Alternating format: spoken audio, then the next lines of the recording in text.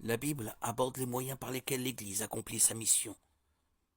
Développer l'assemblée locale pour voir à ses besoins et l'aider à établir une communauté de témoins.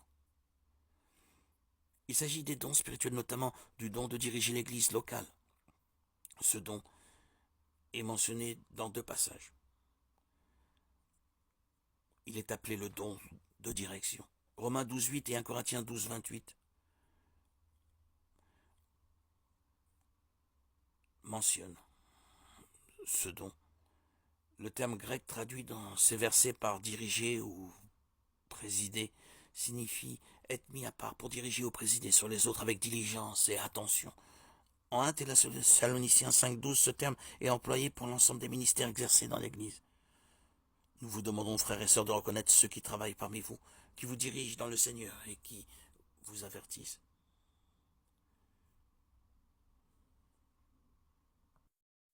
Les dons spirituels sont des capacités, des compétences et des connaissances que Dieu donne aux chrétiens par le Saint-Esprit.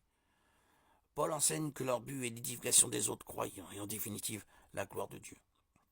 Alors que les dons spirituels sont censés être exercés pour servir Dieu dans l'église de Corinthe, ils étaient apparemment devenus une sorte de marque de statut distinguant les chrétiens entre eux.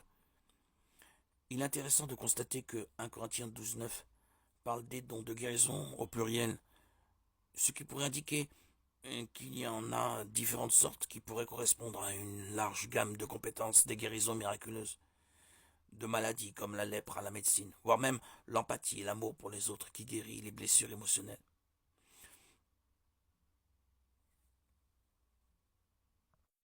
Le don de parler en langue est en lien avec un autre don spirituel mentionné en 1 Corinthiens 12.10, le don d'interpréter les langues. Il s'agit de l'aptitude à traduire un message dans une langue étrangère vers la langue des auditeurs. Le don d'interpréter les langues est un don distinct du don de parler en langue, mais qui paraît s'employer conjointement avec lui. Le don des langues était l'aptitude surnaturelle à parler une langue étrangère sans l'avoir apprise. Ce don apparaît en Actes 2, 4, 12. Les Juifs réunis à Jérusalem entendent l'Évangile, chacun dans sa langue. Une personne ayant le don d'interpréter les langues comprenait ce que la personne qui parlait en langue disait sans avoir appris la langue parlée.